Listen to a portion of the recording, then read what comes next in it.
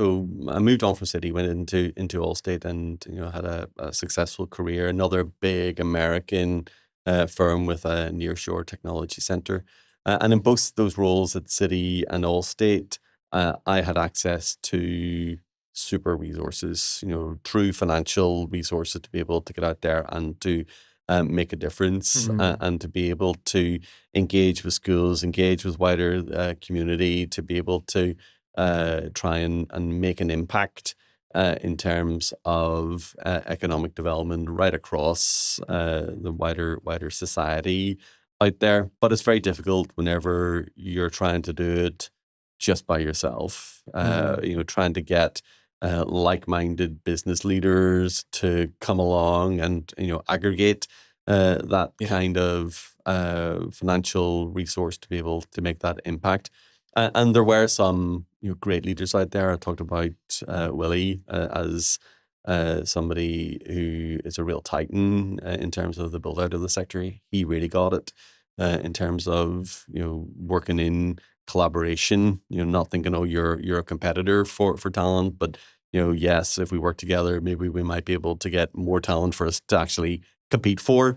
So you definitely had a number of technology leaders who came together to try and marshal those resources and be able to maximize the impact. But it's still very difficult. It's very difficult to get into schools. Schools curriculum and timetables are very busy. And whenever you look to interact with schools, they all want it to be at the same time of the year because that's where it fits in terms of their academic calendar. And you just can't do it because there's only so many kids that you can bring into your school, into your workplace at any one time from these schools. So you have all the best of intentions, but you can't maximize the impact because the schools just can't interact with you in the way that they're set up in that kind of way as a for instance. So you definitely had a lot of impact. But I have to say, not as much impact as potentially we could have had or indeed wanted to have. You were there right at the start of software NI, as it's now known. Yeah. You talked about aggregation and working together to reach people you could never reach, even as an Allstate of this world, which is huge in Northern Ireland terms. What was the reason for coming together around that? So there had previously been a voice of the sector. It was a group that was called Momentum, and in its day, it had been hugely successful. So you've got a nascent technology sector that's getting going, and the group that came together of technology companies, technology leaders. In the early 2000s, Momentum provided a great voice. It kind of came to its end, and there was a hiatus in terms of there being a voice of the sector. All these companies were out there; they were rocking it, being successful. Not enough of that collaboration in terms of coming together, much more ad hoc in its way. These kind of collaborations springing up and then dying away. And a number of technology leaders, myself included, realized that actually if we wanted to get a bit more sustained energy into the system, then we needed to be more purposeful about how we went about it. So a number of us came together and put in place, essentially a successor organization to Momentum. We called it the Software Alliance to start off with that very particular focus on software. And that has now morphed into what is known as Software NI. And that has been hugely successful, and it's a group that is very heavily subsidized by the larger members of the tech sector in Northern Ireland, but open to all. And that's the way the model is set up, so essentially big subscriptions for the big companies, and then the smaller software companies essentially being able to benefit for very low barriers to entry to that organization. And it has grown really quickly over the 3 years, running some super programs in terms of like a real focus on skills for the sector, a focus on the access for the software companies here into supply chains to be able to sell the software that is being built, and then also access to cash, and very active in terms of bringing others with the capital into Northern Ireland to actually look at what the sector here is developing. So that approach has proved to be really successful, and that group continues to grow from strength to strength. Great, great. Talked a bit about just Northern Ireland being able to, the phrase punch above its weight, and the really brilliant talent pool that we have here. Like, why do you think that is, John? You've traveled across Yeah. the world, you've seen other places, you're from here, but I think you can be balanced about it as well. Why is it? Yeah, but I'm also hugely proud Yeah. of what's been built here and what it is that we deliver from here. Whenever I was leading the tech center for City from here, City had 24 of those centers around the world. So I was part of a wider network. So I was able to look in. It was a very privileged position. I was able to look into how others around the globe in North America, South America, Asia, across Europe, how they were running their centers, what help, what support there was in place, what the quality of the work that was coming from them, the levels of productivity. And I can tell you that the center here was top of the pops. And for me, and you hear this being talked about, but I recognized it really early what that recipe for success actually is.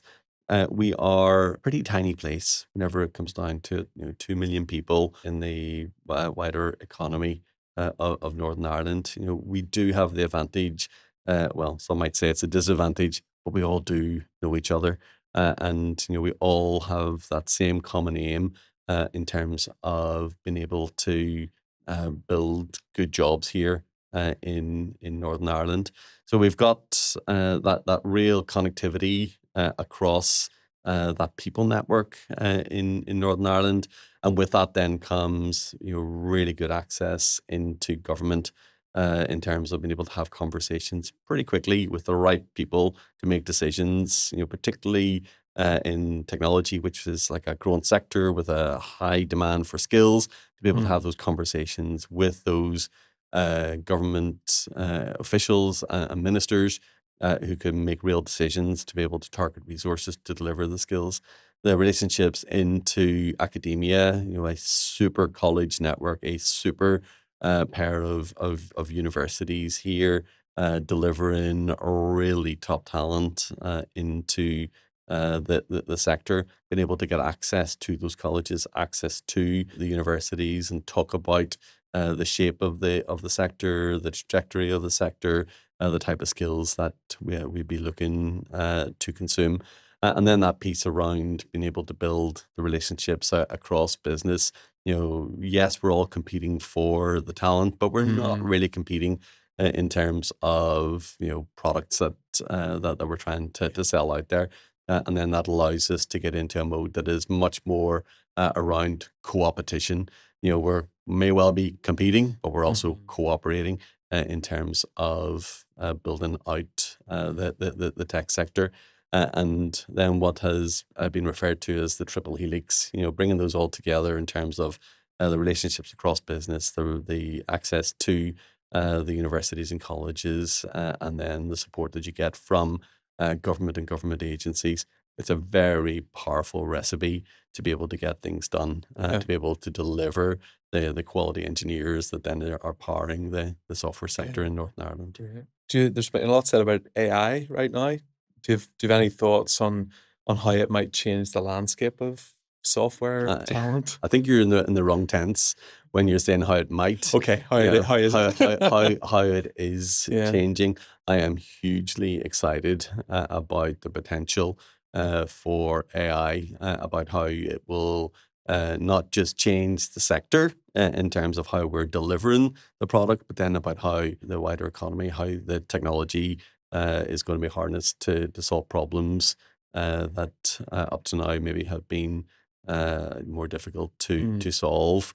Back to my earlier comment around, what are the things that make somebody successful in the career? And I said it's about that ability to continuously learn and adopt new skills and new tools. That is so important as we go through this particular revolution in terms of people getting on board and getting on board now in terms of thinking about the skills that they're going to need to be successful in the future. People Yeah. worry about, oh, it's going to be job displacement or job elimination, but it's also going to be about job creation, and we need to be sure that we are best equipped to be able to grab hold of those jobs that will be created out of here. And I myself have been on a real journey of learning. I've been investing my time in terms of acquiring the skills, to be able to use the tools that are there, but also to be thinking about, well, how are the tools going to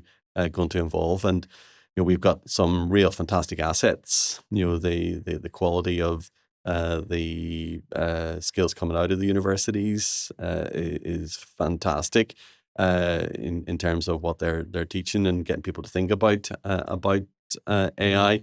But we also have got real assets in terms of the AI Collaboration Center that is doing super work out there, which is dealing with businesses predominantly in the SME part of the economy and getting them to think about what AI could do for their businesses, and then helping them to build the prototypes, helping them to realize their concepts, and then ultimately get them set up for success. So AI is changing the way that we're thinking about software, is thinking about changing the way that we think about how technology powers our business, and we all need to be getting ourselves engaged in that to make sure that we continue to be relevant out Yeah. into the future. Yeah.